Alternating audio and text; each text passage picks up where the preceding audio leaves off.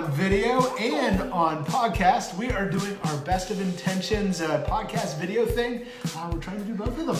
Our podcast video thing. Welcome to Best Intentions. We are thrilled to be able to connect with you, whether you're listening on podcast or watching on Facebook. We just have been able to see that a lot more people were connecting with what we were saying when there was a video. And so we want to make both options available. Y'all just want to see our tired faces, don't you? Honestly, I'm kind of wore out. But Same.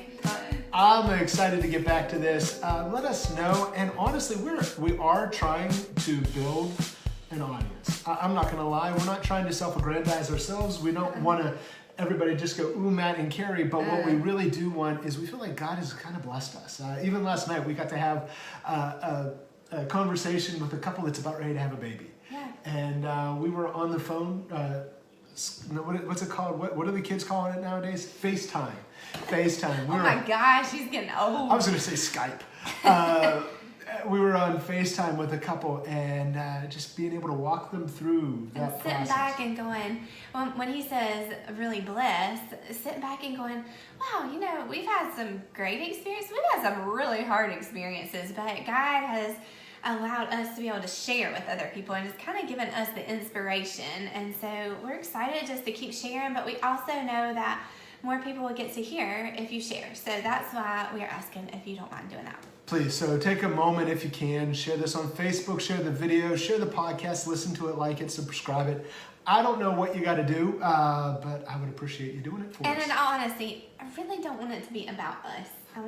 We are just excited. We feel like God's blessed us and we want to be a blessing to others. Yeah. That sound good? Sure. Whatever you say, dear. Yes, dear. Get the last words, right? Yes, dear. Hey, we're excited. So we started this season, if you will, of Best of Intentions with the idea of we wanted to have great relationships. How do we make great relationships? Yeah. And so we've talked about, how do we make friends? What's some of the process in making friends? Well, today we want to check our attitudes. Oh, y'all got attitude. and we are inspired by a prepubescent preteen that no names. We're not going to throw anybody under the bus, but has inspired us to consider what an attitude really is. Did any of y'all have that at your house? Is what I want to know. What an attitude is and what we do about it. In fact, I really was thinking about this morning. And kind of the conclusion I came to, I'd love to hear your feedback if you think this is right, but our attitude is not so much something we purposely project. I think we have normally maybe good intentions, hey, we have the best intentions. I want to assume that even about my prepubescent preteen. My pre-pre is You're giving it away who you're talking about. No names. No names. My pre-pre here, prepubescent preteen. She, or he. I believe she has the best of intentions. She wants to be a good person. She does not want to purposely be a thorn or a drag on any of us. Word that we probably shouldn't say. Exactly. I believe she has the best of intentions, and I bet you do, and I bet you do, because I know I do. Even when I'm in a grumpy mood, when I've got a bad attitude, I have the best of intentions, and I'm often trying to do the best. Yeah. But what we kind of defined attitude as is your mental health, your emotional feelings escaping through your expressions. Well, I think that's so good, but what do you mean by that? So my bad attitude, I'm not trying to be grumpy, I'm not trying to sit gruff, or I'm not trying to intentionally pick a fight. That's where you kind of get on me sometimes. It's like I walk into a room when I'm in a bad attitude. You can feel it. I'm like, come on, somebody disagree with me. We're going to make this happen. And I'll say, are you just trying to make a fight? Do you want to fight here? But I don't want to harm anybody. I'm just grumpy. My mental health is in a bad place. I'm in a negative feeling. And what's happening is those emotions that are in here, or even in here, they're kind of seeping out, They're seeping out my mouth. They're seeping out my eyebrows. My forehead gets wrinkles in it. He does. He gets this little thing that's right here in the right middle between of his my forehead. eyes. I'm like, you better let that go or it's going to get stuck there. And And so that's what that bad attitude is. Like if you think about it, when you're talking to a prepubescent preteen or a hormonal spouse or whatever. You're not talking about me, No, right? no. I'm talking about myself here. Okay. Yeah, talking about myself here. When we deal with attitude, that's what we're dealing with. Because really what it is you have a certain way you think people are perceiving you, but your attitude is really how you're being perceived. You're trying to project, I'm trying to project one thing, but I know I'm being perceived in another. Right. And those are my emotions escaping out. Yeah, well, and I'm thinking back to a moment, even just recently, where I think Matt and I were both really worn out. Y'all are probably sick of us talking about how we get worn out, but it's We just have 3 true. kids. We want y'all to not feel sorry for us, but we want you to feel like, oh, okay, they get worn out too. I saw a fun meme just a few seconds ago, actually. I was scrolling through Facebook, and it was a doctor talking to a mother, and he said, do you have any kids? And she said, I have 3 kids. And he's writing on his board, and he says, do you drink? And she replied, I have 3 kids. And I said, but here's the thing. So we sat down on the couch, and this is me kind of like confessing, because I just sensed something from Matt. I could feel it. You know what I'm talking about? Like where you can just feel something from someone when they walk in the room, or you notice their body language or their sigh. Matt has a sigh that really, like the second he does it, it does something to me inside. Like it makes me feel like I've done something wrong. And so I can remember sitting beside him on the couch, and after the kids had gone to bed, and going, are you mad at me? Like, is there something wrong? Do you not like me? And instantly he was kind of like, no, why? I mean, it ended up being kind of like a little bit of a heated discussion, but the truth is I think there was something completely else going on with you. And honestly, maybe I was hormonal. Maybe there was something else going on with me, and I read it wrong too. Well, but I think it just goes back to the attitude that we want to project to have a great relationship. We've got to be aware of how people are perceiving us. And so we really have to keep check on our heart and those inner emotions if we want to have great relationships. Because your attitude is often something that you can't control in the heat of the moment. It's too hot. It's like a hot potato. Yeah. And so what you have to do is, if you want to handle a hot potato, you got to prepare well. You got to grab the gloves. Yes. You got to know your plan. And so that's what we want to kind of give you today, is wherever you're listening or watching, is we want to help you see that if your attitude is your mental health or your emotion or your feelings escaping out your expression, one of the things I am guilty of, I don't know if this is everybody else, I'm guilty of, is when the going gets tough, I get tougher. And that stresses me out. Which just makes my attitude worse. But that's the ironic thing about attitude. The more you try to control your expressions, you're feeling the emotion, you're feeling the mental health, you're trying to hide them. The more you attempt to hold them in, it's like grasping at sand. When you scoop your hand, if the tighter you squeeze your fist around that sand, actually the more sand that escapes. Yeah, absolutely. And so the worst way to control your attitude is to control your attitude. Well, and I can remember a season of you really thinking, I've got to get better control of my stress level or whatever it was. And we noticed that you kind of had a spike in a little bit more stress. And then it was really hard to just like get to that place where you're trying to let go. I'm guessing that's kind of, I'm letting Matt lead this. We are trying on something a little bit different. I want to just kind of jump in with what he had placed on his heart today. But giving people an idea of like, okay, well, if I'm not supposed to hold it all in, I know your fear always was like, well, if I let go of it, like, I'm a little nervous what might happen. Well, and what is it that you do? Because so for me, my go-to when the defense is too hard is I try to control it, I try to tense up, but all that does is allow more of that emotion, that feeling, that mental health to escape out. So what is it that you do? You want to know my tricks. I do want to know her tricks, don't you? Well, so I do think, I don't always get it perfect, but I think one of the biggest things, there are things like go exercise, that really help me to get to a better place. But then I also think catching my thoughts. Like, what am I thinking on? Am I allowing myself to get amped up about something? Am I allowing my stress to escalate? Or am I even coming up with like stories that might not be true, where I'm thinking, well, this person, I called them and they haven't responded back, and I bet they don't like me anymore, and I wonder if I did something to hurt their feelings. Instead, catch that and go, well, no, it's probably not that at all. Go ahead. No, honestly, so I've always admired how you can seem to change your attitude when things get bad, when I know you're feeling heavy, how you are able to redirect yourself. And so you're a little bit of my inspiration. Oh, thank you. My inspiration. Les. Pulling out a little old school Chicago. Should I hold the microphone? Chicago 19.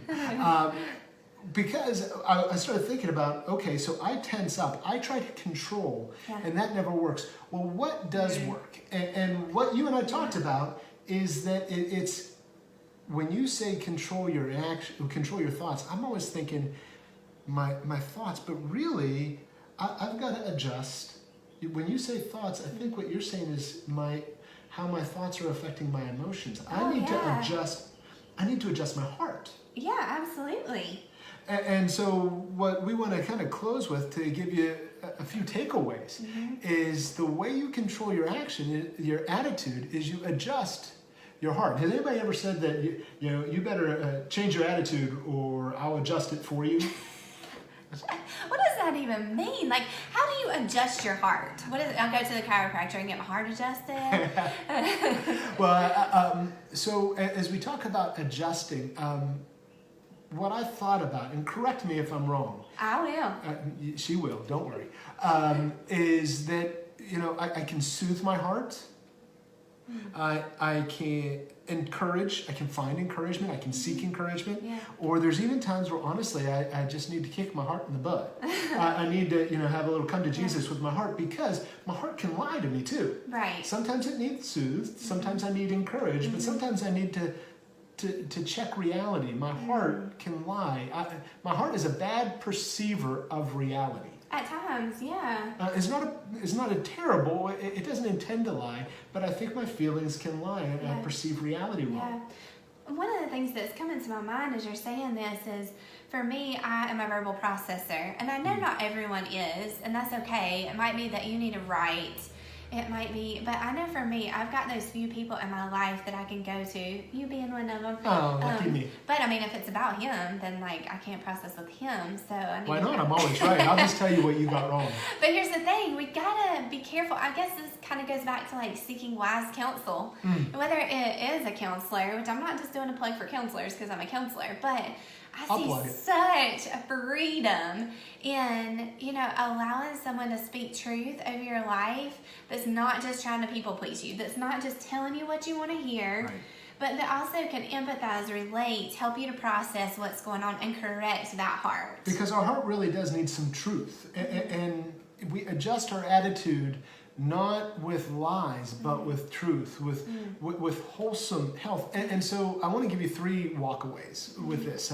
So what can I do when I'm in a bad attitude so that my attitude doesn't get all over everybody else? Doesn't make a mess. Yeah. So my mental mess isn't a mess on everybody. And so we came up with these 3 things. Get rest, get real, and then get right. Get rest, get real, get right. Yeah, how do you get rest? Especially with 3 kids. And some of you have more than that, so how in the world do you get rest? So, I actually just did a devotion on this morning. And I was talking about, this is truly where I think faith comes in. Where having that time, even if you are doing things, where you're staying connected with the Lord throughout your day. Well, I think the rest can come in a number of ways. Yeah. It has to begin with connecting. It has to begin with connecting with the one who created you. Because if I want to have my batteries recharged, I gotta connect with my power source. Absolutely, or else you're just gonna be that. When your battery starts to die and you have something really important to do, and then it dies. And you my watch right now, I don't. It was fully charged this morning. I don't understand it. It's charged. I think that he just wants a new watch. I do. If you feel like you want to give me a new watch, okay. You're welcome to do that. Enough plugs. No more plugs. No, but so get rest is you got to connect with the one who created you, that one who creates the power to fill you and flood you. But there's a number of ways to do that. that. It might be a short nap. Maybe a nap is what you be. need. Maybe you woke up on the wrong side of the bed and you need to climb into bed and get back out on the other. But it can also be getting healthy. Like you mentioned earlier that, sometimes my bad attitude, I just have to go run it out. Yeah, get some good endorphins going, right? I need to go exhaust my body. Maybe my mental health is not because I'm depleted, but I'm overwhelmed, and I've got to exercise some of that out. A good walk, a good run can do wonders for you. Get healthy. My attitude really is reflected in what I eat as well. If I love me a bag of Doritos, but I know I have learned, it's taken 45 years, that the next day following It's crabby. I am. So we got to have some fun, food, watch all of that. Those are all restful things. Have a good project, a good hobby, an outlet. I know for me, it's saying no to things sometimes. Like I'm such a busybody that I think I have a harder time managing my stress and getting right in the heart. Whenever I'm spread too thin. And so for me, it might be now, I've said this to multiple people, like if you have already agreed to do something, by all means, I am a follow through kind of person. I try my best to do that. But it might be that there comes a season where you need to step down from something or not overcommit. That might be something that helps too. Well, and one other thing that we often overlook is some of the best ways to get rest is to go serve others. You would think that's adding something more, right? But it's not, because when you give to others, you find out that you are filled in the process. Yes. And I think, honestly, in this COVID season, this is one of the reasons why people are so exhausted, because we're just about ourselves right now. Even talking, thinking. When I've noticed a lot of people say, like, my friends are not even asking, like, my child's been sick, and they've not asked how my child's doing. It's amazing how lonely we've heard people are, but they don't connect, they don't go serve. That's one of the ways. If you want to have a better attitude, you got to get rest. And ironically, a great way to rest is to connect and serve. But once you get rest, you got to get real, and that's a recognition that my heart is a liar. And but I can't see that. I can't evaluate my emotions to the reality of the world until I am rested enough to do it, because I'm too sensitive. I'm vulnerable. I'm vulnerable is a great word, and so I need to get real. I need somebody, and this is where wise counsel is so important. We've got to get some people to speak into our accountability. lives. Yeah, that and I've got a group of guys that I meet with regularly now, and it is such a joy to know that I can be real with them, and they can call me out when my heart is lying, and I need some reality. And that's hard, because I think so often we feel like we're going to be judged. Or I know for me, being a pastor's wife, even as a counselor, like those titles that I have on me hold me back from being completely honest sometimes.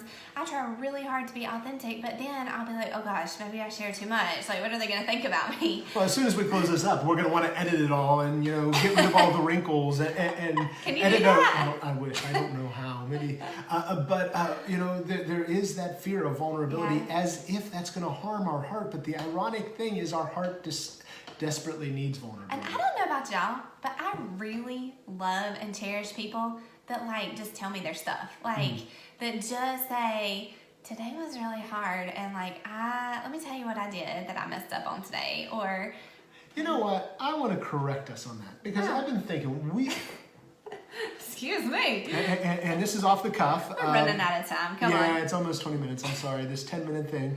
I'm a good preacher. That's how we roll. It's not just telling people your stuff, because I get people to tell me their stuff all the time, and I don't feel a great connection. You know what I love? I love when people are vulnerable with me and then invite me to be vulnerable with them. True. A mutual relationship. That's the serving part. Yeah. And that's why I think people are so hesitant, because we don't want to connect with people. I don't want to be responsible for them. I don't want to hear their junk. I've got enough junk of my own. I'm so glad that you said that, because honestly, when I do share something and then somebody else connects with it or they share, I'm like, oh, okay, good. Like, I'm not the only one, And it does make me feel so much more connected with that person, because they've allowed me to share as well. And then they've also shared themselves. Well, and really, that's the difference between a pastor-counselor and a friend. We play pastor and counselor to a ton of people who just tell us their stuff. Right. But it's not a mutual relationship if we don't have that opportunity Yeah. to share back. Yeah, and then that's where that like serving comes in that you're talking about. Yeah, I mean, so even in our relationships, serving can be not just telling, but also asking, right? Yeah. And so as we wrap this up, because we're in 20 minutes now, get rest, get real, and that's how we get right. I love that. Then our attitude, our mental health is in a better position, and it's not seeping out our mouth Yes. or the deep sigh. Sounds like you might be preaching to yourself. Well, where do you think I come up with all this stuff? I've got so many issues. It makes it easy. I love your authenticity. Do you want to ask me about myself? No. Hey, folks, again, just to reiterate, thank you so much for listening. Thank you if you've commented. Thank you if you share a response. Share the video. Share the podcast. Please help us share this with the world, because we feel like God has blessed us and encouraged us to do this, and we'd like to invite you. We're excited to do more. So this has been Best of Intentions. I don't know, 2, 3, or 4, season 2. There you go. I hope you've enjoyed it, and go get some rest. We'll see you next week. Bye. Bye.